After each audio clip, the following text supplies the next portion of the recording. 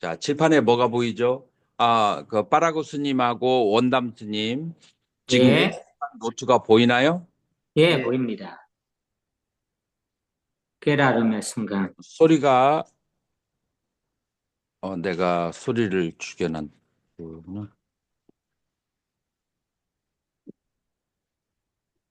자, 공유한 노트가 잘 보이나요? 예, 보입니다, 선생님. 네. 자, 그래서 우리가 오늘 공부를 할 그 내용은 깨달음의 순간. 여러분들 부처님이 어떠한 상태로 깨달음을 얻었는지 궁금할까요? 안 할까요? 대답 좀 해주세요. 아주 궁금하죠? 자, 그래서 우리는 소설가가 아니에요. 팩트에 의지해서 부처님의 깨달음을 이제 공부를 해야 되거든요. 그렇기 때문에 부처님의 깨달음의 순간을 가장 리얼하게 그렸다고 학자들이 얘기하는 곳이 어딜까요? 자, 경전에서 나오고 율장에서 나와요. 학자들은 어디에다가 무게를 더 둘까요? 역사적인 사실을 그 얘기할 때 경전을 더 근거로 둘까요? 아니면은 율장을 더 근거로 둘까요? 율장을 더 사실적으로 그렇게 평가를 해요. 이제 우빨리라고 하는 사람이 그분이 이발사 출신이잖아요. 그렇게 학식이나 꾸미는 교연 영색, 이게 무슨 말이에요? 교언 영색. 막 꾸미고 그렇게 아름답게 수사하고 그럴 실력이 없어요. 그냥 있는 그대로 담백하게 서술하는 그런 적이라서 율장에 있는 내용을 정전보다도 더 신뢰를 해요. 자, 그러면은 율장 가운데서도 빨리 율장이 조금 더 역사적이라고 그렇게 해요. 대승에도 그 이부 종윤이라든지 다른 학파에서도 율장이 있지만 빨리 율장을 가장 이제 사실적으로 보는데 빨리 율장이 몇 권으로 이루어졌을까요? 빨리 율장이 5권으로 이루어졌어요. 이제 첫 번째 거는 비쿠 비방가, 비쿠니 비방가. 그러니까 비구계와 비구니계인데 비구계가 왜 만들어지겠는지 각각 계가 있잖아요.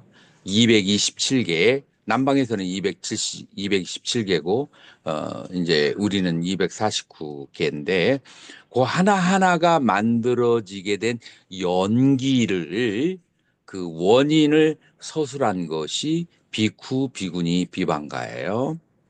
그렇게 해서 두 권의 비방가가 있고, 그 다음에 두 번째로 칸다라고 해서 우리말로는 건도부라고 들어봤죠? 건도부.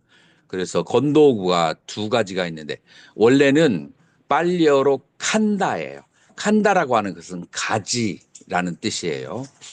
가지인데 쫄라바까 마하바까 소품 대품이라는 두 권으로 이루어졌고 이게 이제 소소한 계율이 지어지게 된 그 경위를 쓴 것은 소품이라고 하고 그 다음에 대품이라고 하는 것은 부처님이 깨달음을 얻는 순간부터 그 다음에 일어났던 승단의 굉장히 커다란 사건을 이렇게 적어놓은 것을 대품이라고 하는데 요거 지금 우리 한국어로 마하바카 3권 번역돼 있어요. 그 다음에 빠리와라, 빠리와나라고 해서 이렇게 해서 5권으로 이루어졌는데 5권 중에서 네 번째의 대품의 율장에서 첫 시작, 첫 시작이에요.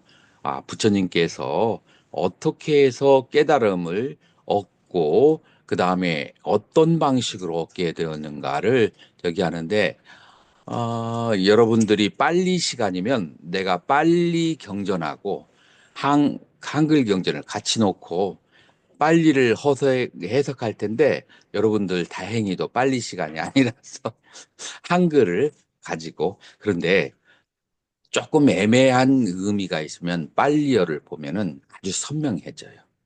그런 것은 있어요. 자, 그래서 자, 우리 앞에 있는 스님부터 한 파라그라프. 자, 여기서 여기까지가 파라그라프예요. 를 한번 읽어보세요. 어느 때 세종께서는 우르벨라 마을의 네란자라 강변에 있는 보리수 아래에 계셨다. 그곳에서 처음으로 바르고 원만한 깨달음을 이루신 세종께서는 다리를 메고 앉은 채 7일 동안 오로지 한 자세로 삼매에 잠겨 해탈의 즐거움을 누리셨다. 자, 부처님께서 어느 장소에 계셨냐면은 여러분들 성지순례 가면 어,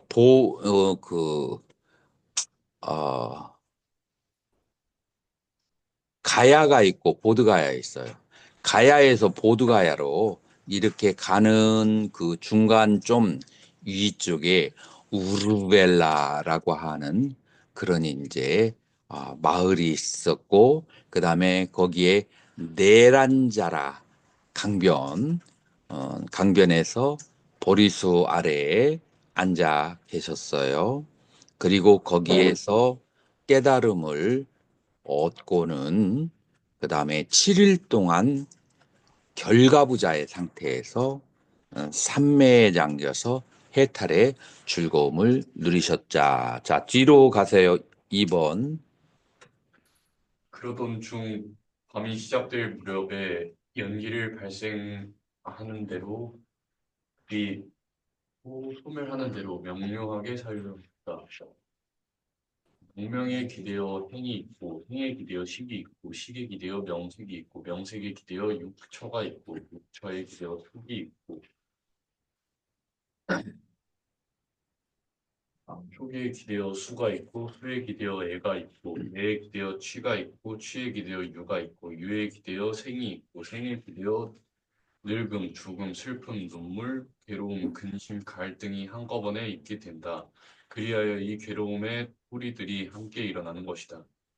자, 이거를, 어, 이 12가지를 우리 불교 전문 용어로 뭐라고 하죠? 12연기라고 해요.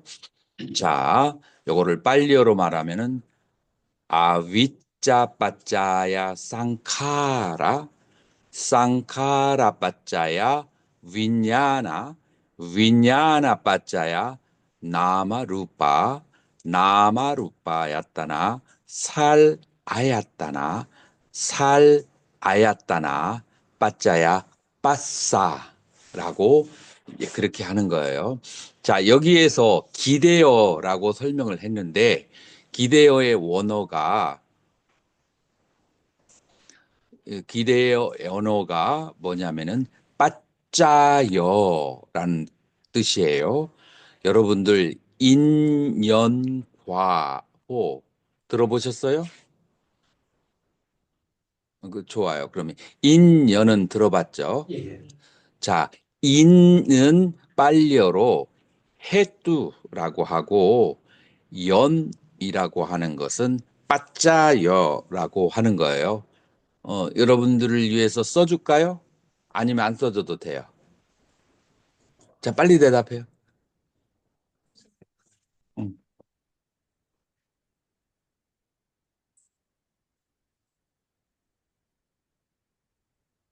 자, 인이라고 하는 것은 뭐라고 하냐면은 해뚜,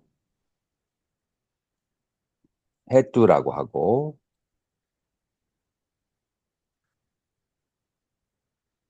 그 다음에 연이라고 하는 것은 빠짜여라고 하는 거예요. 요게 인이고, 요게 연이에요. 자, 그래서 이제 인은 뭐냐면은 예를 들어서 콩이 자라나고 있어요. 콩이 자라나고 있는데 이 콩을 이 콩을 심는 콩의 씨앗이 인이라고 한다면 근데 콩이 밭에다가 뿌리기만 하면 저절로 자라나요? 아니죠. 물과 태양과 그 다음에 또 뭐가 필요할까? 흙의 영양가 그런 것들이 필요해야 콩이 잘 자라잖아요. 그러면 그런 것들은 뭐라고 할까요? 연이라고 해요. 그런데 콩을 심으려고 하는데 팥을 심었어. 인이 잘못된 거야. 그래서 이제 인과 연은 조건이라고 해요. 그래서 무명을 연하여 행이 있고, 자, 기대어하고 연하여 어느 게 더 조금 더 나은가요? 연하여. 연하여가 스님들한테는 더 훨씬 나을 거예요. 자, 그러면은 행이 있다라고 그렇게 했는데 도무지 무명이 뭔지, 그 다음에 행이 뭔지를 정확하게 알지 못하면 그러면은 이게 또 필요가 없는 거잖아요. 그래서 여기에서 무명이 뭘 말하고 그 다음에 행이 뭘 말하는지를 우리가 알 필요가 있는데 다무스님, 무명이 여기에서는 뭐고 그 다음에 준원스님, 행이 뭐예요?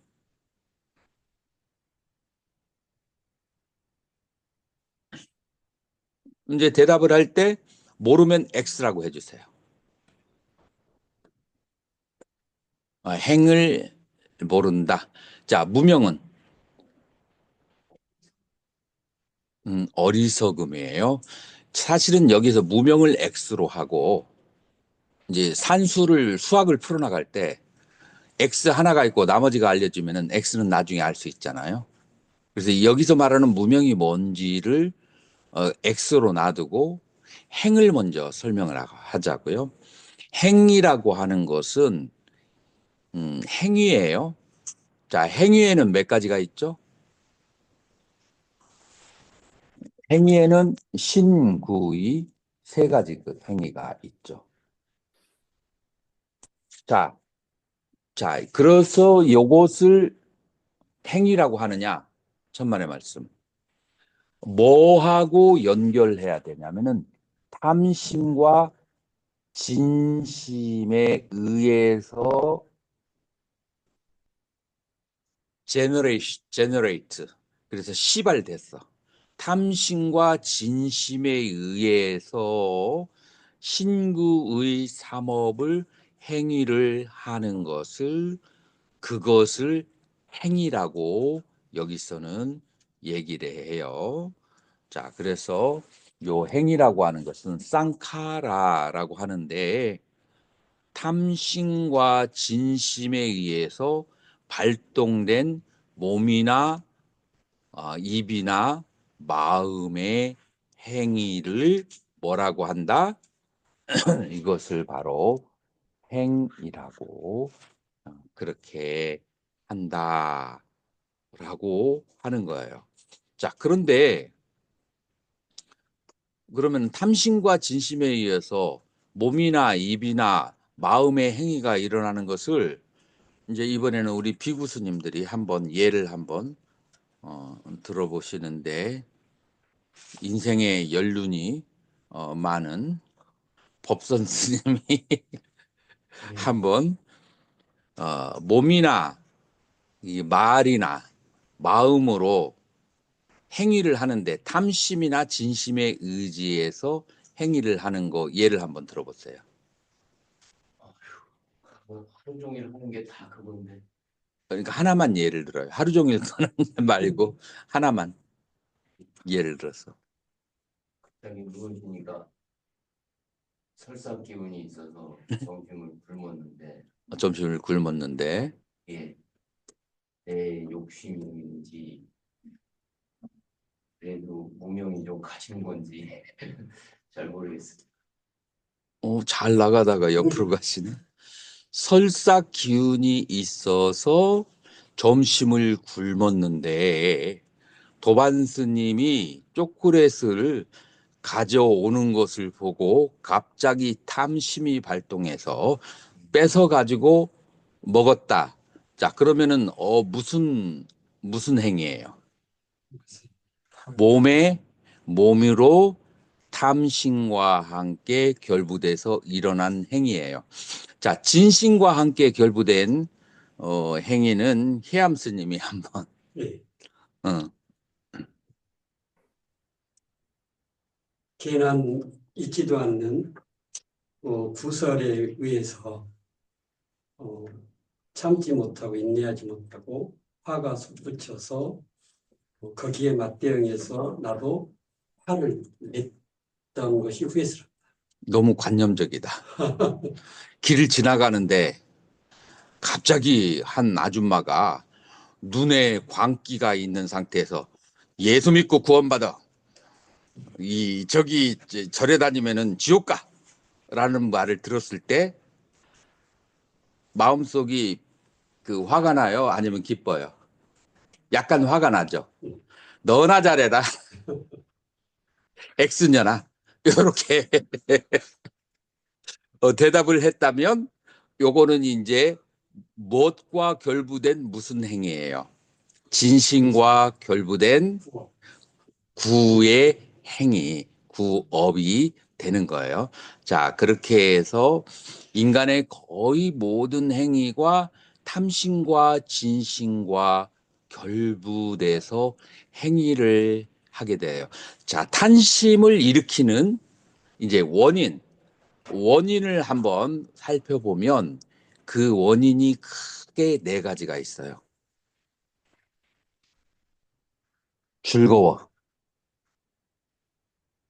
저거 내가 먹으면은 굉장히 즐거울 것 같아. 맛있을 것 같아. 그래, 즐거움 때문에 탐심이 일어나요. 두 번째, 국민학교 때 이제 반 짝을 이루는데 여자아이가 아주 예쁜 애가 왔어. 그래서 내 옆에 자리가 비어서 이쪽으로 오라고 하려고 하는데 여자아이가 나를 쳐다보더니 얼굴을 싹 돌리더니 옆에 있는 예쁘장하게 생긴 남자 있는 대로 거기로 딱 앉았어. 자, 그랬을 때 마음속에 화가 나가요. 왜 화가 날까요? 아름다운 대상이 내 뜻대로 이루어지지 않기 때문에. 사람이 욕심은 아름다운 대상을 위해서 욕심을 일으키게 돼요. 자, 즐거움과 아름다움이 세속 사람들의 모든 행위를 이루는 원천이 즐거움과 아름다움이 몇 프로가 될까요? 특히 요즘 젊은 사람들 50% 이상. 50% 이상. 스님은 지금 조금 연세가 얼마나 좀 젊은 사람이 한번 대답해. 도천 스님, 요즘 젊은 사람들이 뭔가 행위를 할 때 즐거움과 아름다움을 추구한 것이 몇 프로가 될 것 같아요? 행위 중에서. 근데 어떤 즐거움이냐에 따라 좀 다르고 조금 다른데 여기서 말하는 건 오용락이지, 기본적으로. 거의 80% 이상 80%. 내가 봐도 그 정도 돼요. 요즘 젊은 사람들. 그래서 거의 대부분의 사람들이 그래요. 그 다음에 여기서 조금 고상한 사람들이 있어. 철학적인 고상한 사람은 영원한 것을 욕심을 내. 있어요, 없어요? 종교적 유철은 이런 종교들이 대부분 어떤 종교들이죠? 영생을 주겠노라. 사이비 종교들이 조금 많죠. 그 다음에 영원한 것을. 그 다음에 네 번째로 참나를 찾았어.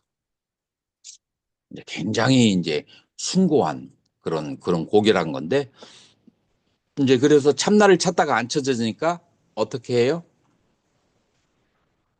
내가 참나를 찾고 싶은 그 열망을 나는 참나를 찾았어라고 하는 현지하고 혼동을 해서 나는 깨달았어 라고 하는 경우가 있어요. 너무 깨달음을 얻고 싶어 하는 사람은 자기 착시 현상을 그렇게 일으키는 경우가 있어요. 본 적 있어요? 그런 사람들? 스님들은 순수하시네. 나는 그런 사람들 많이 봤어요. 봤죠? 너무 열망이 심하면. 그래서 이런 것들이 이 네 가지가 바로 탐욕을 일으키는 것이고, 이 세상에 즐거운 것이 많고 아름다운 것이 많고 영원한 것이 있고 참나가 있다라고 생각하는 곳에서 사람들은 탐심을 일으키고 진심을 일으키는데, 부처님께서는 이 세상에 있는 것들이 즐거운 것이 있다고 그래요? 없다고 그래요? 괴로움만이 있다. 아름다움이 있어요, 없어요?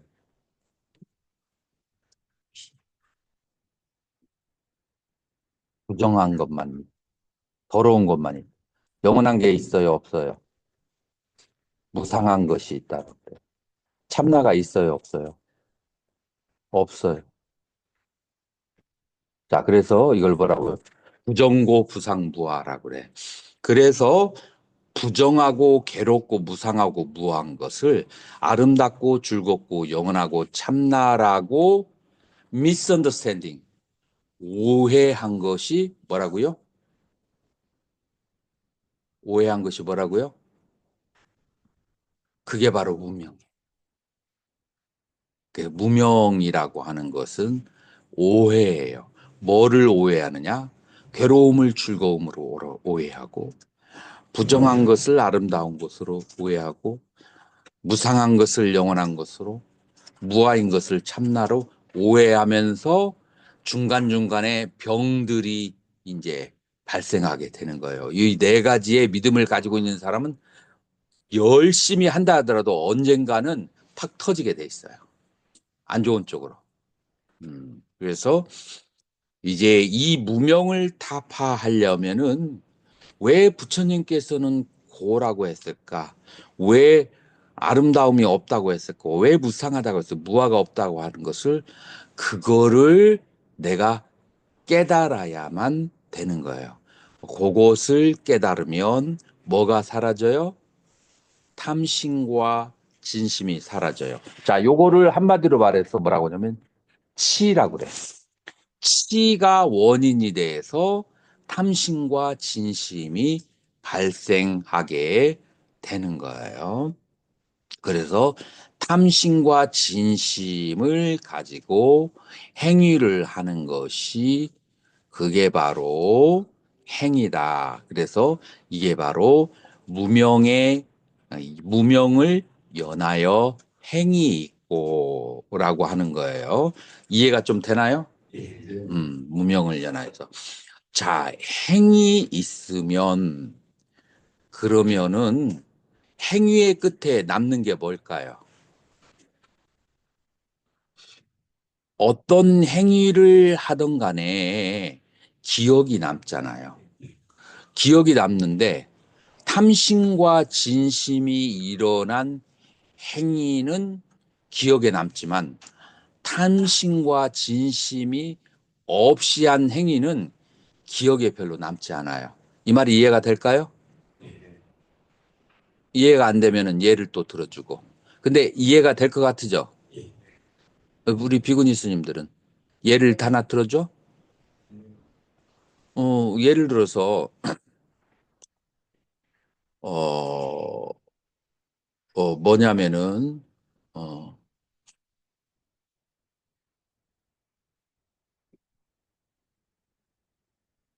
어, 예를 들어서 시당회를 갔어.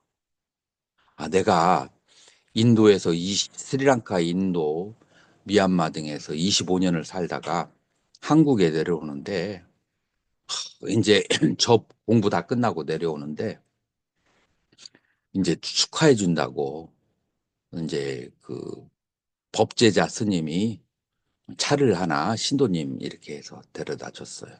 자, 그래도 공항에서 이제 절 있는 데까지 오는데 중간에 배가 고프니까 휴게소를 들리잖아요. 휴게소를 들려서 발을 하나 먹었어. 그 어묵밥.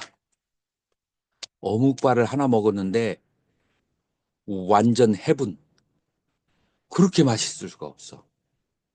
왜냐하면은 인도에서 여행 갈 때 그 중간중간에 그런 그 터미널에서 그 파는 것들은 아주 설탕에다가 막 그냥 완전 버무려 놓은 이제 그런 것들이라든지 아니면은 과자가 있는데 짜기가 소태처럼 짜. 그래서 짜고 달고 한 그런 것들만 있고 다른 이런 이제 고급스러운 간식이 없어요. 네. 그 다음에 막 이상한 것 들어간 그런 음식들이. 그래서 이 음식을 먹고 너무 내가 맛있고 몸과 마음이 풀리는 거야. 그거 하나를 먹고. 그랬으니까 탐심이 생길까요? 안 생길까요? 좋은 마음이 생겼지. 탐심이 생겼어. 그래서 그 보살님을 나는 사람들 얼굴 잘 잊어버리는데 그 보살님 얼굴은 아직까지도 기억이 나. 그거 사준 보살님.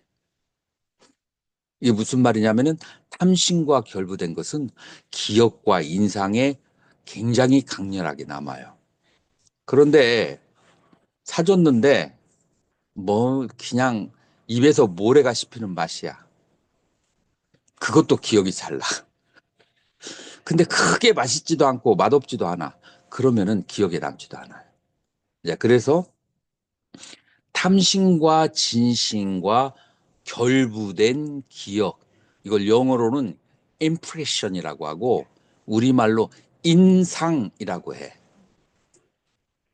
우리 저기 스님 인상이라는 말 잘 모르지?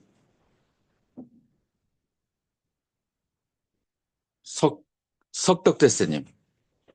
석덕세 스님? 아, 스님이 한국말을 잘하는 스님이 아니지.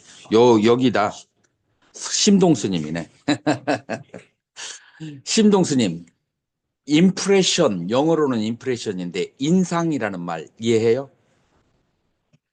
잘 모르죠. 이건 좀 한문이라서 이 인상을 영어로 말하면 풋프린트야. 그래서 진흙길을 걸어가는데 그 코끼리가 지나간 자리는 이 저기가 남아요, 안 남아요? 발자국이 남죠. 그래서 풋프린트가 새기는 것처럼 내 마음에 도장을 딱 집어넣는 거 그걸 인상이라고 그래. 그래서 인자가 도장인자야. 그래서 상자는 코끼리상 모양 상자고 그래서 모양이 도장처럼 남아 기억이 내 마음의 도장처럼 남는 것 그거를 인상이라고 하고 그 행위를 통한 기억 중에서 탐진과 결부된 게 인상에 남는 그래서 기억된 것을 뭐라고 하냐면은 식이라고 그래. 기억이 식인데 그 중에서 어떤 식이냐면은 탐진과 결부되어서 내 마음에 쫙 남아있는 그 식이 있어요. 그러면은 그 식이 여러분들에게 어떻게 있을까요? 여러분들이 살면서 경험한 식이 있는데 몇 가지 식이 있어요? 살면서 경험할 때 몇 식이 있어요? 대승에서는 유식에서는 8식을 얘기하지만 초기불교에서는 몇 가지씩을 얘기해요? 6식을 얘기하죠. 6식이 이름을 한번 대봐요. 뭐죠? 안입이 설신의가 색성향 미촉법을 촉했을 때 안식. 자, 요게 안식이야. 자, 스님들, 외국 스님들 나를 봐봐요. 여기에서 보는 게 안식이야. 그 다음에 여기에서 들리는 건 이식이야. 석덕세 스님, 나를 쳐다봐야 돼. 여기서 보이는 것은 안식. 따라서 해봐. 안식. 내 말을 따라서 해봐, 스님들. 안식. 여기서 들리는 것은 이식. 여기서 냄새 맡는 것은 비식. 여기 혀에서 맛을 보는 것은 설식. 몸에서 느끼는 것은 신식. 마음에서 대상을 느끼는 것은 그것은 심식. 그래서 의식이라고 해. 의식. 그래서 안이비설신의가 색성향 미촉법을 만났을 때 경험하는 육식이 있는데 육식이 요게 전부 다 내 마음이라고 하는 강의 잠재의식에 다 기억이 되는 거야. 자, 다 기억이 되는데 얘들이 평면으로 떨어져 있을까요? 아니면 피라미드 형식으로 떨어질까요? 내가 기억한 것들을. 평면으로 골고루 깔려 있을까요? 아니면 피라미드 형식으로 깔려 있을까? 피라미드 형식으로. 이유가 뭘까요? 한 번 경험하고 두 번 다시 의식으로 나오지 않는 것은 바닥에 깔려 있어요. 그게 70% 이상이 돼. 그래서 요것들은 한 번 경험하고 쌓여서 잘 안 나와. 그다음에 일생에 한두 번 경험하는 것은 중간으로 가요. 그다음에 자주 경험하는 것들은 그거는 요만큼인데 많지가 않아. 그래서 피라미드 형식으로 이렇게 이루어진다. 자, 그 피라미드의 제일 꼭대기가 식이야. 그러면 밑에는 뭐가 있을까? 여러 가지 것들이 있어요. 자, 그래서 이런 행위 때문에 그런 여러 가지 경험된 기억들이 발생한다라고 하는 거예요. 그리고 이 기억들이 죽음의 순간에 몸에서 떠나요. 그래요, 안 그래요? 죽음의 순간에 이 기억들이 몸으로부터 떠나게 된다. 그런 얘기 안 들어봤어요, 스님? 어? 스님은?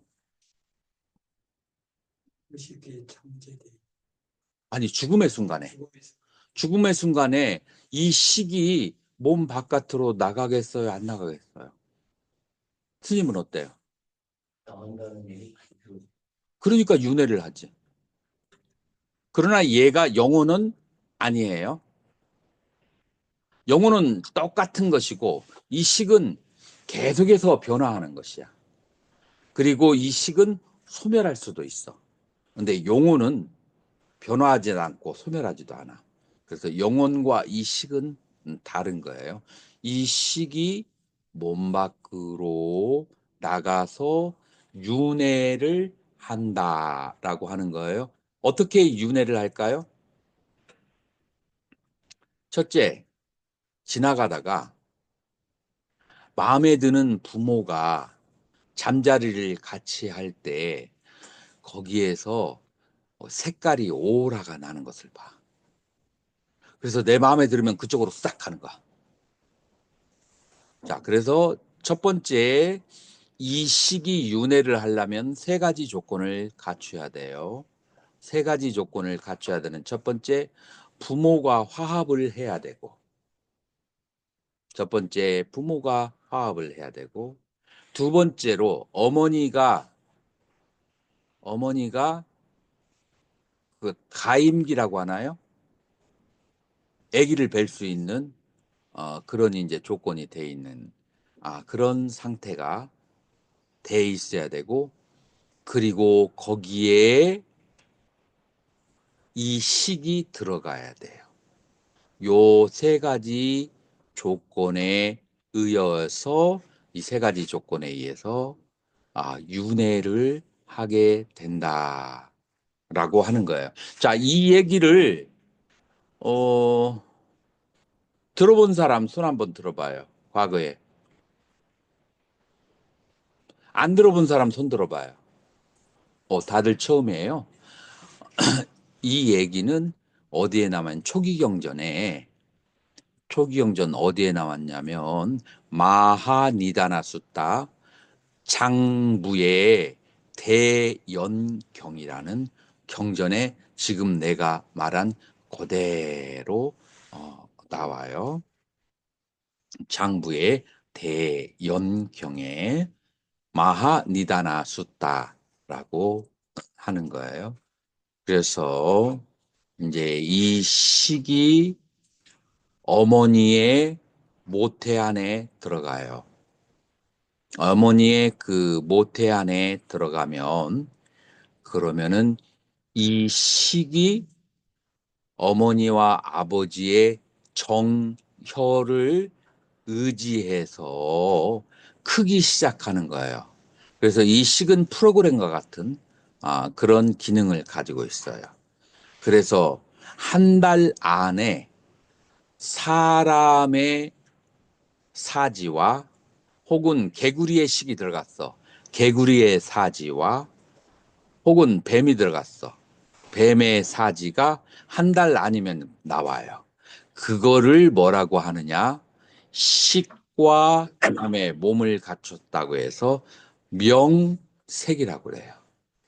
명은 이름이니까 식이고 색이라고 하는 것은 이제 몸의 형태를 갖춘 것을 말하는 거예요. 그래서 식을 연하여 명색이 있다. 다시 말해서 모태 안에 사람의 아기 모양으로 크는 것을 명색이 있다라고 하는 거예요. 자, 근데 식이 들어갔다가 빨리어로는 아바크란타라고 하는데 그 모태 안에 들어갔다가 슬립을 해. 제대로 적응을 못 해. 그러면 그걸 뭐라고 하죠? 그냥 생명이 발생하지 않아요. 그래서 이 색과 부모의 색과 정혈이죠. 정혈과 이 식이 만나지 않으면 그러면은 아예 아기는 만들어지지 않아요. 그러면은 자, 이 명색이라고 하는 것이 과거에 경험했던 식들과 그 다음에 어머니와 아버지에 의지한 그런 색, 그런 이제 그 명색인데 이제 이것들이 더 커지게 되면 어떻게 돼요? 육처라고 해서 6가지 감각 기관이 만들어지게 되는 거예요. 6가지 감각 기관이 만들어지고 그 다음에 6가지 감각 기관이 만들어지면은 그러면은 태어나서 6가지 감각 기관이 6가지 경계와 육경과 촉, 부딪힘이 있게 돼요. 빠싸라고 해요. 감각 기관이 없는데 부딪힘이 있을까요? 없을까요? 없어요. 감각 기관이 있으니까 6가지 경계를 이제 부딪힐 수 있는 거예요. 그래서 6초에 기대어 촉이 있다라고 그렇게 얘기하는 거예요. 자, 그래서 6초에 기대어 이제 촉이 있으면 자, 촉이 있으면 그 다음에 자연적으로 발생하는 거 이건 이제 스님들이 알 수 있어. 뭐가 있을까요? 부딪힘이 있으면 촉이 있으면 뭐가 발생할까요? 느낌이 발생해요. 자, 촉이 있으면 느낌이 발생하는데 느낌이 몇 가지가 있어요? 우리 불교에서 6가지? 뭐가 6가지일까요? 아는 대로 안이비설신이로 얘기하죠. 그렇게 얘기할 수 있는데 그렇게 얘기하면 18가지가 있다고 해야 돼요. 어, 부딪힘이 있으면 고수와 락수와 불고불락수 이 3가지가 발생해요. 누누에도 고락 불고불락 있고 그 다음에 의근에도 고락 불고불락이 있어요. 자, 고락이 괴로운 느낌과 즐거운 느낌이 왜 생길까요?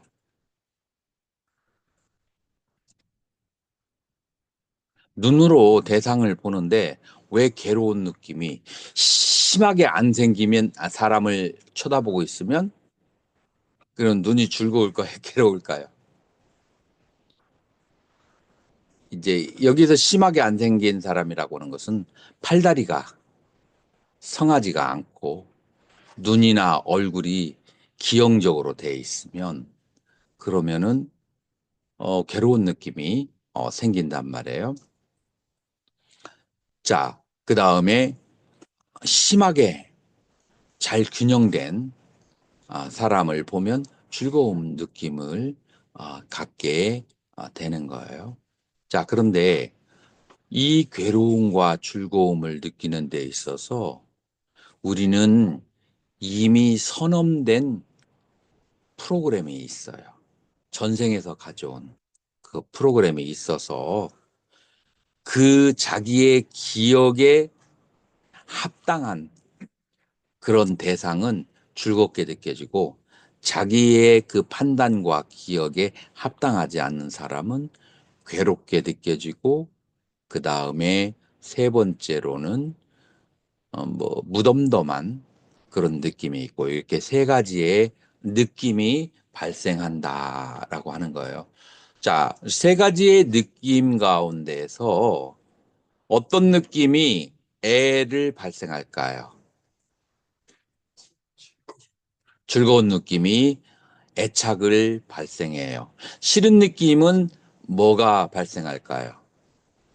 진심이 발생하죠. 그래서 증애가 발생하게 돼요. 뭐 때문에 애증이 발생하게 된다고요?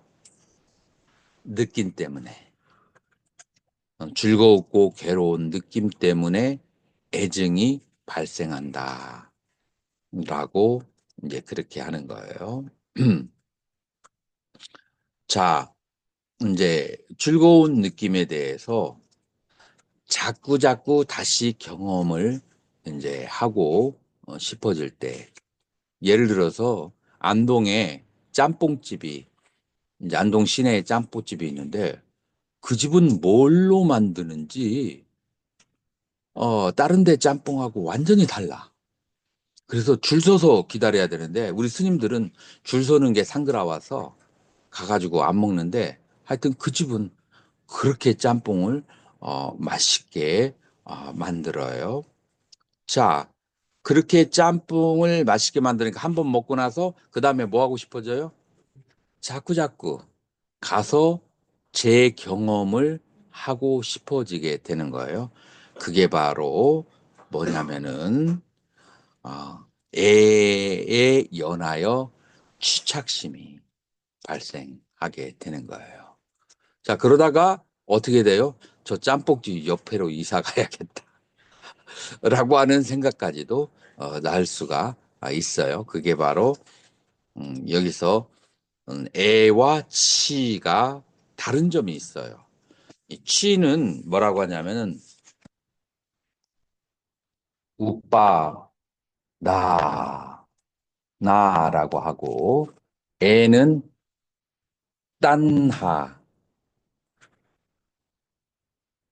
딴하라고 그렇게 얘기해요. 이 둘 사이의 차이점이 뭐가 있을까요? 애와 치의 차이점. 애는 그냥 내가 마음속으로 좋아하는 거예요. 근데 치는 뭐냐면은 우빠다, 잡다. 우빠다가 잡다라는 뜻이에요. 벌써 이제 행위를 옮겨서 잡기 시작하는 게 취예요. 그러나 이것도 역시 아직 심리적이에요. 둘 다 심리적인데 하나는 그냥 막연히 좋아하고. 자, 예를 들어서 연예인을 좋아하는데 공항에 갔는데 내가 좋아하는 연예인이 뭐 그냥 그 소녀시대에 그 누가 이렇게 지나가.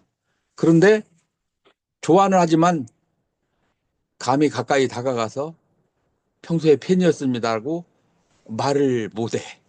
부끄러워가지고. 그거는 이제 애야. 그런데 팬클럽 만들어가지고 그래가지고 동원해서 찾아가. 요거는 이제 취에 해당하는 거예요. 그래서 액션으로 옮기기 바로 이전의 심리적인 상태. 그게 바로 취예요. 자, 그래서 이제 애에 연하여 취가 있다라고 그렇게 하는 거예요.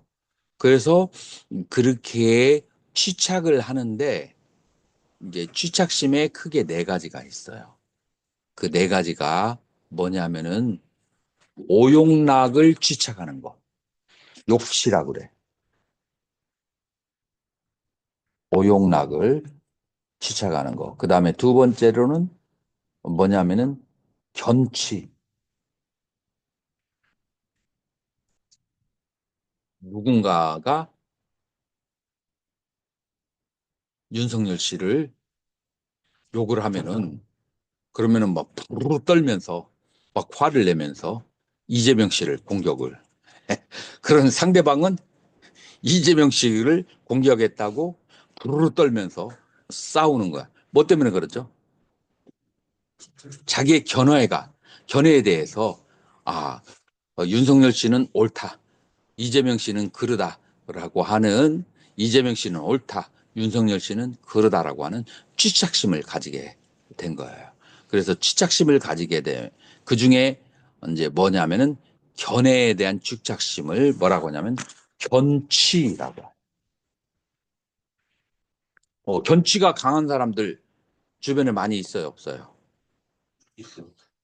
배운 사람일수록 더 많을 수도 있어. 못 배우면은 못 배워서 견치가 강할 수 있고 배우면 배워서 견치가 더 강할 수가 있어요. 그래서 이 견치도 굉장히 윤회하게 하는 그 원인이에요. 그 다음에 세 번째 취착심은 뭐냐면은 아치예요. 나라고 집착하는 거야. 내가 아닌데 내 것이 아닌데 나라고 이제 취착을 하는 거예요. 세 번째는 아취라고 그렇게 얘기해요. 근데 이런 사람들은 이제 암안심이 있다라고 하는데 어떤 경우냐면은 나는 지금 깨달음을 얻지 못했어. 근데 이제 나이가 이제 60이나 65세가 가까이 돼. 그러면 지금 결론을 냈어야 돼. 그러니까 어떻게 생각하냐면 내가 깨달았다 과정하고 그리고 이제 시작해. 그리고 사람들 앞에 나는 깨달았다. 라고. 이런 사람들이 간혹 가다가 암안심이 강한 사람들은 지금 나의 결점이 안 보이고 내가 깨달았다라고 그렇게 환각현상으로 보이게 되는데 어떤 사람이냐면 암안심이 강한 사람들이야. 그래서 자기가 존중을 받아야 돼. 그러니까 자기가 거짓말을 하는데 자기 스스로는 이것은 거짓이 아니야. 라고 스스로 자기 최면을 걷는 거예요. 이제 이런 경우가 이제 있어요. 아치가 강한 사람. 네 번째는 개금치인데, 내가 보기에 요거는, 크게 뭐 중요하지 않아서 요 세 가지가 가장 중요하다라고 이제 그렇게 개금치는 신라, 무라따, 우빠다나라고 하는데 신라, 개와 무라따, 금기를 지키면 깨닫는다라고 빠라마사 오해하는 것, 착각하는 것이 개금치예요. 개와 금기사항만 잘 지키면 깨달음을 얻는다. 사실일까요? 사실이에요, 사실이 아니에요. 사실이 아니에요. 어디 종교 사람들이 이걸 많이 했죠? 자인화교 사람들이. 자인화교에서는 개와 금기를 지키면 해탈할 수 있다. 샬렉하나 해탈을 할 수 있다라고 이제 그렇게 생각하는 학파가 있었어요. 이제 이렇게 이런 이제 쥐착심들이 네 가지 방향으로 이렇게 벌어지게 되니까 요것들이 옹기종기 모여서 이제 내가 갈 곳을 이런 것들을 충족시킬 수 있는 그런 곳으로 여행을 떠나는 거예요. 이런 것들을 충족시켜주는. 예를 들어서 여러분들이 졸업할 때 내가 티켓을 주는 거야. 그래서 세 군데의 티켓을 줘요. 하나는 인도, 두 번째로는 일본, 세 번째로는 미국. 이 티켓을 주면 사람들이 다 똑같은 티켓을 받을까? 다 달라요. 자, 인도 티켓 받고 싶은 사람 손 한번 들어봐요. 인도. 좋아요. 내리고. 그 다음에 일본 티켓 받고 싶은 사람 손 한번 들어봐요. 내리고. 미국 티켓 받고 싶은 사람. 안 받는 건 안 돼. 무조건 다 받아야 돼. 자, 내리고. 두 개로 겹치면 안 돼. 하나만 선택할 수 있어. 여러분들이 미국을 가고 싶고, 그 다음에 인도를 가고 싶고, 일본을 가고 싶은 데는 이유가 다 있어. 일본을 왜 가고 싶을까요? 첫 번째, 비행 기간이 짧아서 몸이 들고 달프다. 두 번째, 우리나라 음식과 비슷하다. 세 번째, 그냥 고통 없이 편하게 쉬면서 다녀올 수 있다. 그래서 이 사람은 성향이 편한 것을 상당히 많이 편하면서 문화 생활을 즐기는 그런 이제 성향을 가지고 있다고, 그런 취착심을 가지고 있다고 볼 수 있어요. 자, 인도를 가고 싶은 사람은 왜 가고 싶어요? 고통스러운 줄 알아요. 더러운 줄 알아요. 근데 부처님이 태어났고, 부처님이 깨달았고, 부처님이 살았다라고 하는 그 믿음과 신심 때문에 거기 한번 가보고 싶은 거예요. 그래서 여기는 편한 것보다도 자기의 이념과 신심에 대한 치착심이 있어요. 그래서 견취가 요분은 강할 수가 있어요. 그리고 일본은 욕치가 강할 수가 있어. 일본에 가고 싶은 사람, 오용락에 대한 치착심. 그 다음에 미국을 가고 싶은 사람, 미국을 가고 싶은 사람은 미국이 그 진화된 그런 문명, 그 다음에 미국이 가장 안전할 것 같은 생각, 그런 진화와 안전이라는 것에 취착심 있는 거예요.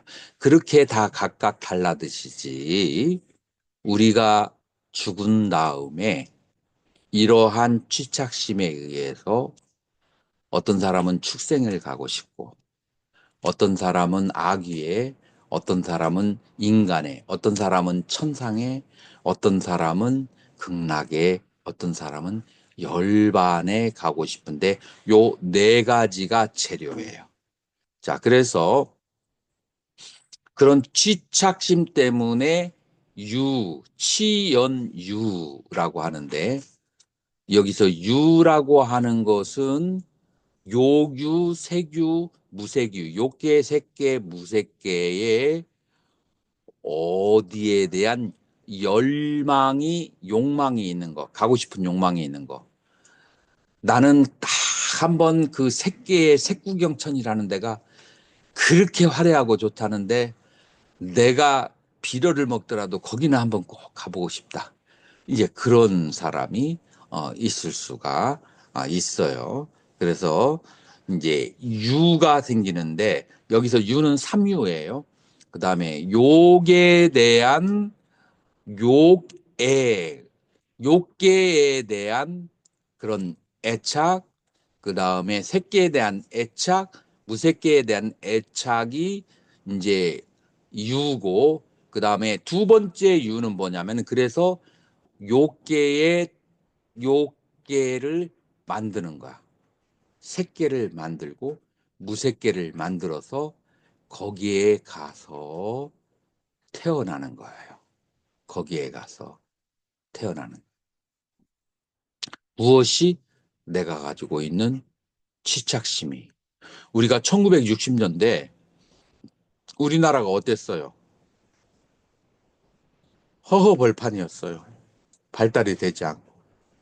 그러나 그런 이제 욕취가 있었기 때문에, 그렇기 때문에 지금 이렇게 발달된 거잖아요. 그래서 전부 다 욕취에 의해서 그렇게 만드는 거예요.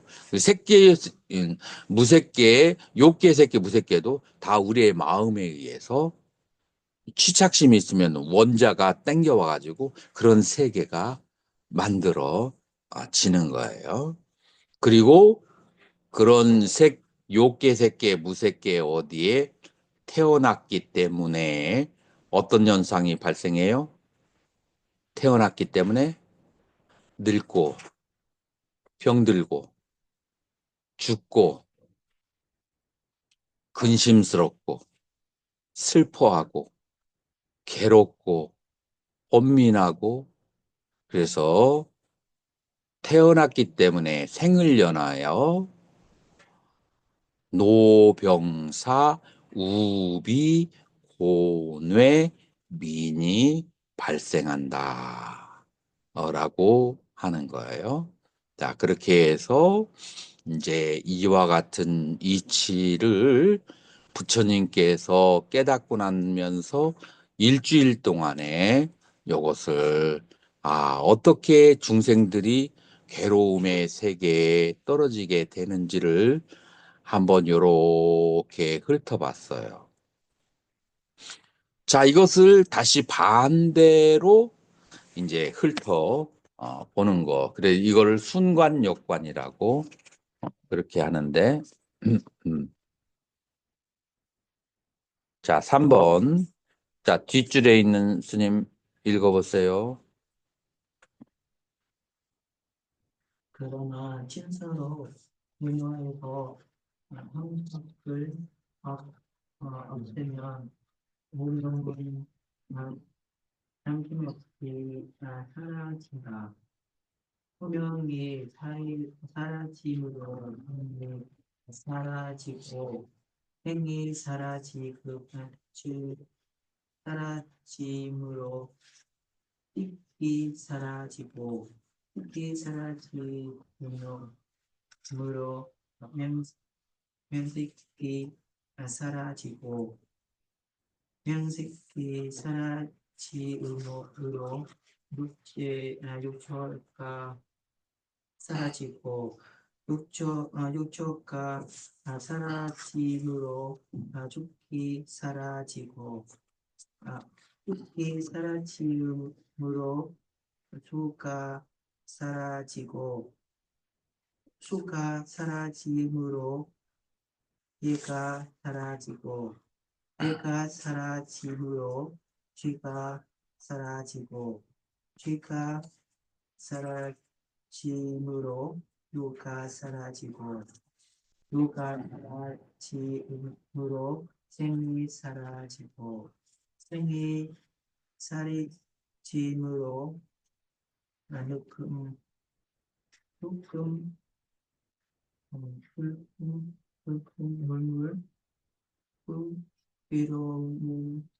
괴로움 근심 갈등이 사라진다.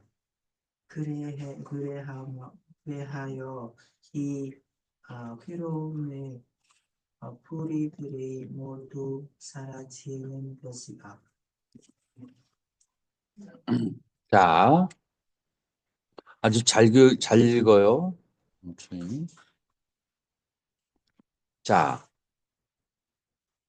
무명에서 탐착을 없애면 무명은 남김없이 사라진다. 자, 아까 무명이 뭐라고 했죠?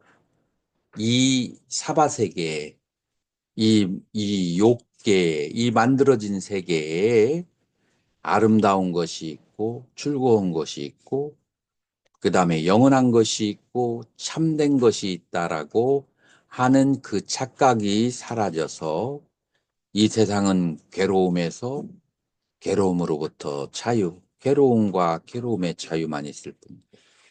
이 세상에 아름답다고 생각하는 것은 내 마음이 심상으로 만들어진 것이고 아름다운 것은 전혀 존재하지 않고 영원한 것도 없고 참된 나도 없다 라고 생각하면 이 세상에 집착할 것이 있을까요? 없을까요? 이 세상에 집착할 것이 없어요. 집착할 것이 없으니까 행위가 어떤 탐심 때문에 진심 때문에 어떤 행위를 하는 것이 탐심과 결부된 진심과 결부된 행위들이 사라지게 돼요. 진심은 내가 좋아하는 게 있으니까 싫어하는 것이 있게 돼요. 좋아하는 것이 없으면 싫어하는 것도 없게 돼요. 탐심이 없으면 진심도 사라지게 돼요. 그런 행위가 사라지니까 내가 6가지 감각기관이 대상을 경험하는데 아주 강렬한 그런 식이 발생할까요? 안 할까요? 탐심과 진심과 결부된 강렬한 인상이 내 마음에 남지 않아요. 강렬한 인상이 남지 않으니까 식이 모이지가 않고, 식이 모이지 않으니까, 그러니까 어떻게 돼요? 그러니까 부모가 화합하는데 거기에 가려고 하잖아.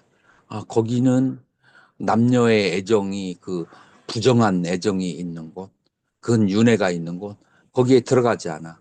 식이 그 부모의 화합에 들어가지 않으니까, 그러니까 이 식과 이 부모의 몸이 그 정열이 만나지 않아.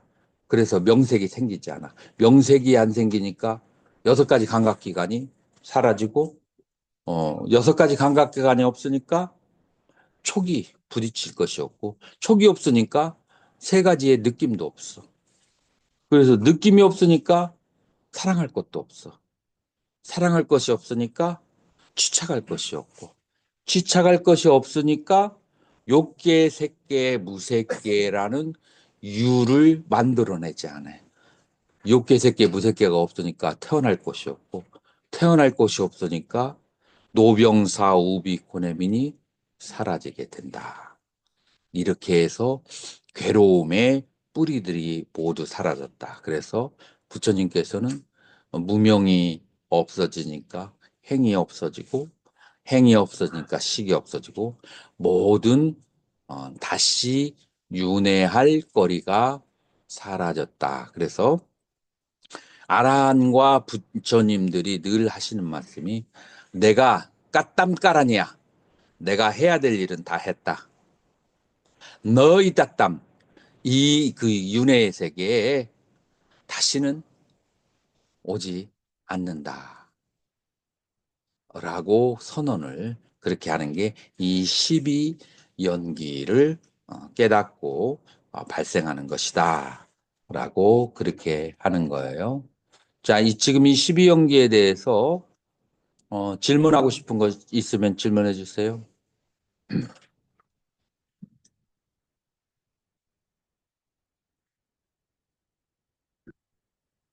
다 이해가 잘 됐죠? 자, 그 뒤에 있는 스님 4번 읽어주세요.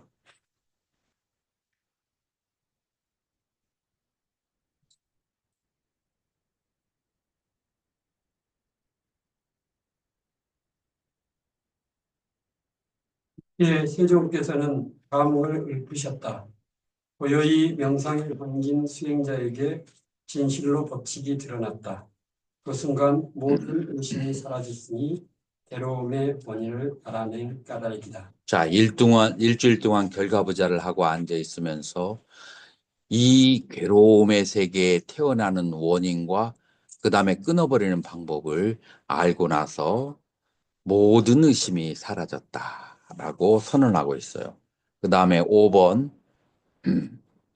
세종께서는 그날 밤이 깊어졌을 무렵에 다시 연기를 발생하는 대로 그리고 손해라는 대로 명료하게 사유하셨다. 무명에 기대어 행이 있고 유에 기대어 생이 있고 생에 기대어 늙음, 죽음, 슬픔, 눈물, 괴로움, 근심, 갈등이 한꺼번에 있게 된다. 그리하여 이 괴로움의 뿌리들이 함께 일어나는 것이다. 그러나 진실로 무명에서 탐착을 없애면 무명은 남김없이 사라진다. 무명이 사라짐으로 행이 사라지고 유가 사라짐으로 생이 사라지고 생이 사라짐으로 늙음, 죽음, 슬픔, 눈물, 괴로움, 근심, 갈등이 사라진다. 그리하여 이 괴로움의 뿌리들이 모두 사라지는 것이다. 자, 그 다음에 6번.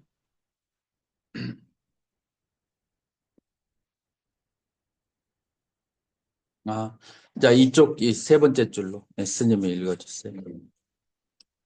그때 세존께서는 감옥을 읊으셨다. 고요히 명상에 잠기는 수행자에게 진실로 벌칙이 드러났다. 그 순간 모든 의심이 사라졌으니 본인의 소명을 알아낸 까닭이다. 자, 원인의 소멸이 뭘까요?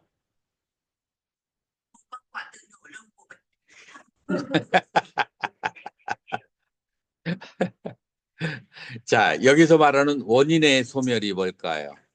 고통의 원인의 소멸이에요. 그래서 고통의 원인이 뭐였죠? 여기에서 무명의 소멸을 알아냈다라고 하는 거예요.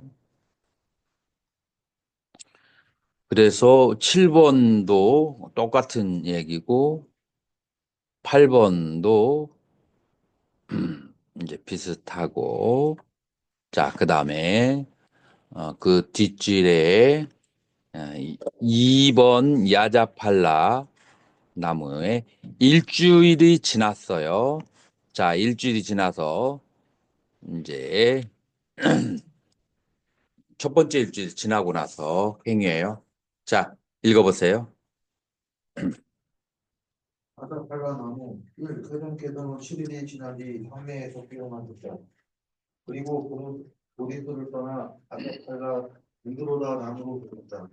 그곳에서 다리를 뱉고 앉은 채 7일 동안 오로지 한 자세로 선매의 정교로 색깔의 즐거움을 누리셨다. 2번도 해주세요. 그때 교만한 바라문이 있었다. 그는 세종께 와서 안부를 여쭙고 몇 마디 나눈 뒤 한쪽에 서서 말했다. 사문 고탐하여 그대는 어찌해야 바라문이 되는지 아시오. 어떤 세임을 해야 바라문이 되는지 아시오. 그 뒤도 읽어주세요. 그때 세종께서는 감흥을 읊으셨다. 바라문은 대학을 멀리하고 마음이 경건하지 않다. 때가 없고 자제하고 대다에 정통하며 청정한 수행을 완성한다. 바라문이란 그런 사람들을 두고 하는 말이니 그에게 세상 어디에선들 교만함이 있겠는가. 자, 그래서 두 번째 주에는 부처님께서 어디에 앉아 계셨다겠어요? 니그로다 나무라고 했어요. 자, 우리 베트남 스님들 니그로다 나무가 뭔지 아시나요? 이 니그로다가 다른 말로는 반얀트리라고 해요. 그죠? 그 반얀트리라고 하는데, 여러분들 뭐 싱가포르나 인도 그런 데 가시면 한 번씩은 보셨을 거예요. 굉장히 그 큰 나무가 있어요. 10m 이상으로. 그런데 그 주변이 우산처럼 이렇게 되어 있는데 그 지름이 거의 10m가 넘어요. 그 안에서 싱가포르에 가면은 자주 볼 수가 있어요. 이제 그러기에서 수백 명이 그 앉을 수 있을 정도로 그렇게 그늘이 지는 나무가 니그로다라고 하는데, 자, 그래서 거기에서 일주일 동안을 두 번째 이제 주에 앉아 계셨는데, 이때 그냥 혼자만 있으신 것이 아니고 사람을 만났어요. 그래서 이 바라문이 와가지고, 자, 이 바라문이라고 한글로 번역하지만 원래 산스크리트어는 브라우마나라고 하는 거예요. 이게 원어예요. 그래서 이 브라우마나라고 하는 스님, 바라문 브라우마나가 누군지 아세요? 바라문 브라우마나 들어는 봤죠. 바라문이 어떻게 되냐면은 기원전 2000년 정도, 1500에서 2000년 정도에 유목민들이 계속해서 그 양떼와 그다음에 염소들의 먹이를 찾아서 풀이 다 먹으면은 또 다른 동네로 산을 타고 이사 가고, 이사 가다가 어디까지 왔냐면 바로 이제 인도까지 오게 됐는데, 인도의 어디에 왔냐면 북인도에 그래서 북인도의 신두 강가라고 하는 그 강에 왔어요. 그러면은 그 강에 왔을 때 거기 원주민들이 있었을까요? 없었을까요? 원주민들이 있었어요. 그 원주민들의 이름을 뭐라고 하냐면 다샤라는 종족이라고 그래요. 그래서 이 다샤라는 종족하고 싸워가지고 결국은 누가 이겼어요? 이 사람들이 유목민들이 이겼어요. 유목민들이 이기고 자기네들을 아리안이라고 하고 계급을 자기 아리안 계급들을 셋으로 나눴어요. 하나는 브라흐마나, 둘은 크샤트리아, 3번은 바이샤. 자, 브라흐마나는 이제 신전을 담당하는 신에게 기도를 올리는 제일 이제 고급 직업이고, 두 번째로는 나라를 다스리는 왕족, 그 다음에 세 번째로는 경제를 담당하는 상인, 요렇게 좋은 것은 셋으로 남겨놓고, 그 다음에 천한 일을 하는 것을 그걸 누구한테 맡겼어요? 전쟁에서 패배한 수드라 노예 계급에 맡겼는데, 그 노예 계급이 뭐냐면은 다샤. 요 다샤 여러분들 산스크리트로 사전에 찾아보면 슬레이브라고 나왔는데, 종족이 전체가 노예가 됐기 때문에 이제 그 다샤라고 하는 종족이 노예라고 하는 그런 별칭이 돼버렸어요. 그래서 원주민들은 다 노예가 되고, 그래서 바람은 브라흐마나, 이게 전부 다 뭐냐면은 아, 그, 그 신에게 기도하는, 그다음에 교육을 담당하는 그런 이제 사람들이다라고 하는 거예요. 그래서 이 사람들은 굉장히 머리가 좋아요. 이 브라만들은. 그래서 음식도 머리가 좋아지는 음식 골라서 먹고 해서, 왜냐하면은 경전을 다 외워야 되니까 머리가 좋아야 돼요. 자, 그래서 머리가 좋은 사람들이 암환심이 적을까요? 많을까요?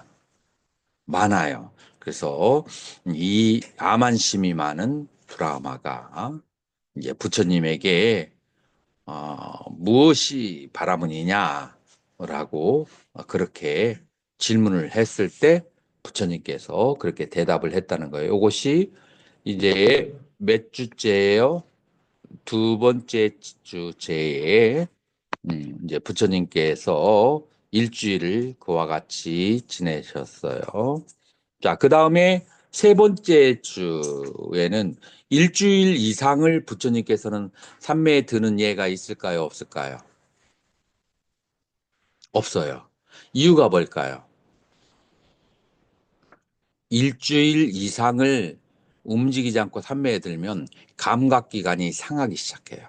그러니까 몸이 이제 상하기 시작하기 때문에 부처님은 일주일 이상을 계속 연달아 산매에 들지 않으세요.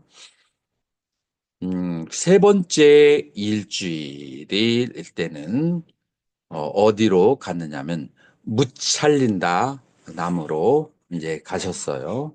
무찰린다 나무에서 나무 밑에서 세 번째 주에 계신데, 왜 부처님은 자꾸 나무 밑에서 나무 밑으로 이렇게 옮기실까? 이유가 뭘까요? 인도는 해가 뜨면 막 40도, 45도 아주 강렬하게 채가 내리잖아요.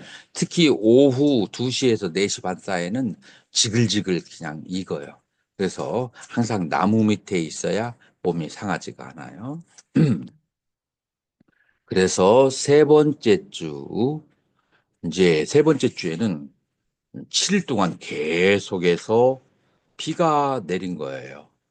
그러니까 여러분들 어디에서 얘기 들었을 거예요. 이제 용왕이 이제 어떻게 했느냐 하면은 인도 말로 보면은 용왕이 없어요. 인도에는 용왕이라는 단어가 없어. 우리의 한문으로 번역하면서 용왕이고, 인도 말로는 코브라야.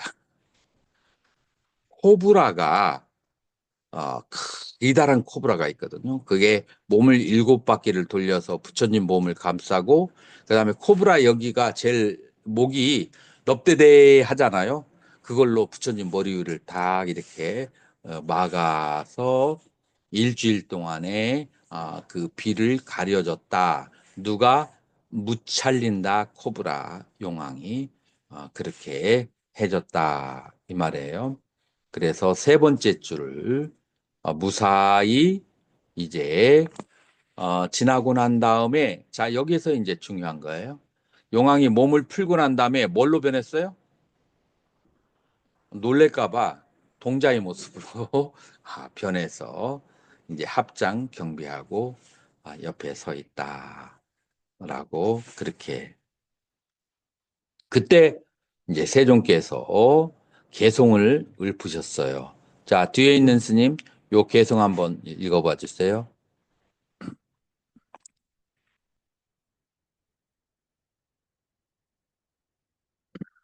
자 스님이 그때 세종께서는 감흥을 읊으셨다. 진리를 듣고 보아 혼자서도 만족함은 즐거움이다. 생명에 대해 조심해서 해치지 않음도 세상의 즐거움이다. 애욕을 극복하여 세상살이에 탐착하지 않음도 즐거움이다. 그러나 내가 있다는 교만심을 누를 줄 아는 것, 이것이 최상의 즐거움이다.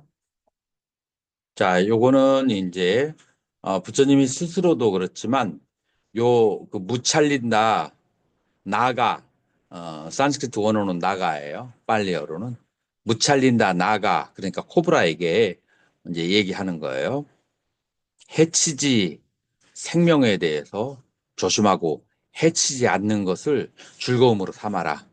이제 이런 교훈의 뜻이 담겨 있는 거예요. 그러나 가장 하기 어려운 것은 뭐냐면은 나라는 교만한 마음, 내가 깨달았다는 교만한 마음, 이거를 바로 보고 이거를 없애는 거, 이것이 최상의 깨달음이고 즐거움이다. 라고 그렇게 얘기를 하는 거예요.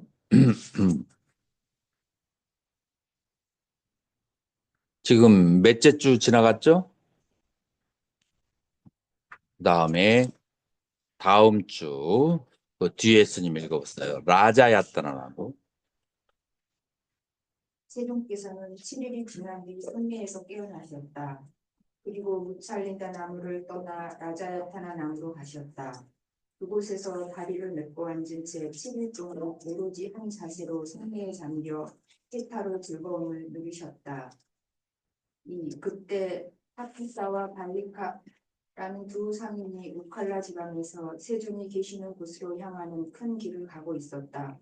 그런데 전생에 두 상인의 친척이었던 천신이 그들 앞에 나타나 세종께 공양을 올리도록 보냈다. 겉들이여 이제 막 완전한 깨달음을 이루신 세종께서 라자야타나 나무 아래에 계십니다. 그분께 보리죽과 꿀을 공양하십시오. 그러면 그대들은 긴 밤 동안 즐거움과 안락함을 얻을 것입니다. 그리하여 그들은 보리죽과 꿀을 가지고 세존에게 다가가 공손히 절한 뒤 한쪽에 서서 말했다. 세존이시여, 저희들의 보리죽과 꿀을 받으십시오. 그러면 저희들은 긴 밤 동안 즐거움과 안락함을 누릴 것입니다. 그때 세종께서는 생각하셨다. 열애가 저들의 손에서 직접 음식을 받을 수는 없다. 나는 어떤 것을 사용하여 보리죽과 꿀을 받아야 할까? 그러자 사대왕이 세존의 생각을 자신들의 마음으로 알아낸 뒤 사방에서 다가와 수정으로 만든 4개의 그릇을 받치며 아뢰었다. 세존이시여, 이것으로 보리죽과 꿀을 받으십시오. 그리하여 세종께서는 수정 그릇으로 음식을 받아 드셨다.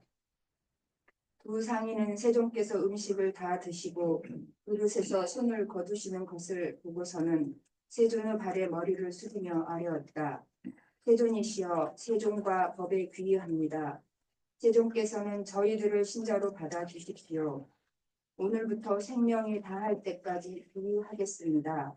그리하여 상인 후타사와 발리카는 세종과 법이라는 두 의지처에 귀의한 최초 신자가 되었다. 자, 아신 파라고스님, 저 마이크 켜시고. 예, 스님. 이 따푸사 말리카는 부처님에게 공양을 올리고 어디로 가셨죠?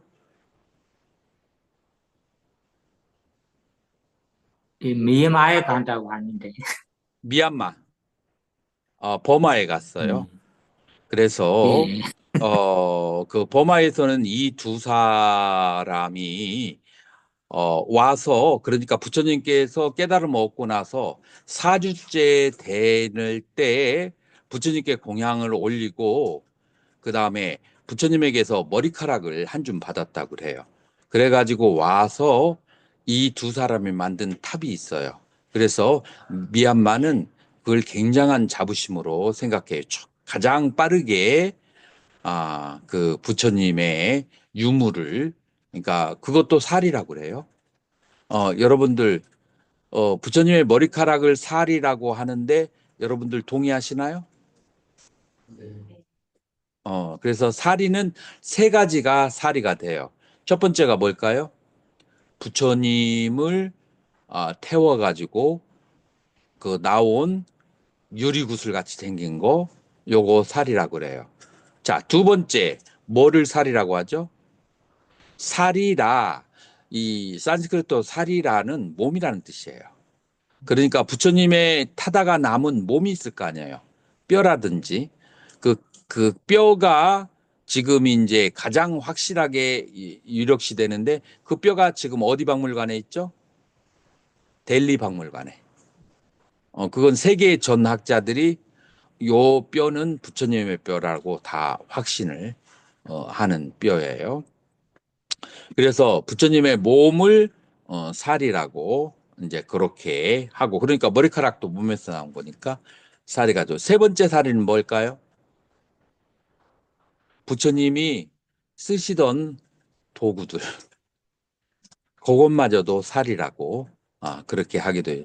부처님이 쓰시던 뭐 바루, 지팡이 뭐 등등 해가지고 그것도 살이라고 한다. 그래서 네 번째 주에는 이제 특별한 일이 생기는데 뭐냐면은 부처님께서 처음으로 보리죽과 그 다음에 꿀을 받아 드신 것과 그 다음에 처음으로 신도를 그렇게 만드는 네 번째 주가 첫 번째 사건이다 라고 이제 그렇게 하는 거예요.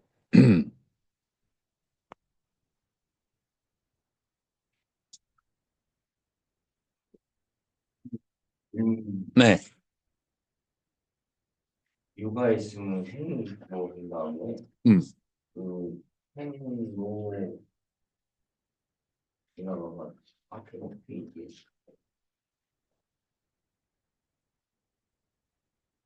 그노 여기는 늙음, 죽음, 혈중, 노인물, 괴로움, 근심, 갈등 이렇게 돼 있거든요. 근데 생로, 병사, 우지, 고뇌 하는 게 8개씩은 맞는데 이게 번역을 하면 안 맞아요. 이제 번역하는 사람들이 아까 내가 기대어라는 말을 얘기했잖아요. 그거 이제 우리에게 조금 불편한 번역이죠. 이제 연하여 하면은 우리는 잘 아는데 기대어 하면은 여러 가지 생각이 많이 들죠. 다른 번역도 그런 것이 있는 거예요. 여기 지금 영이 없고요. 이게 그때 근심 갈등이 있는데 우비고뇌에 이게 해당이 안 돼요. 그래서 그냥 우리가 애우고 있는 대로 생로 명사 우비 고뇌 민 이게 정형구예요. 그래서 번역하는 사람이 조금씩 다르게 할 수 있어도 그러려니 넘어갔대요. 최봉수 씨가 번역한 건데 이분도 나름이 열심히 이제 해서 번역을 하신 거예요.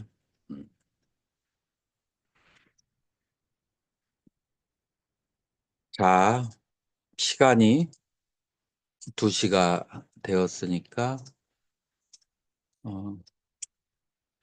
조금 더 할까요? 아니면은 이 정도면은 조금 더 할까요?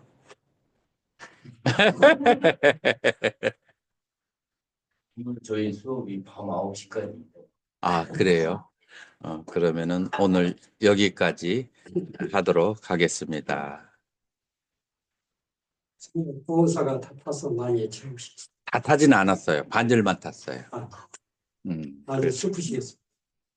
반절이 남았는데 왜 슬퍼요? 아니 그래도 본사부터는 시니까 다녀오신 거 아니겠어요? 아니, 물론 이제 내가,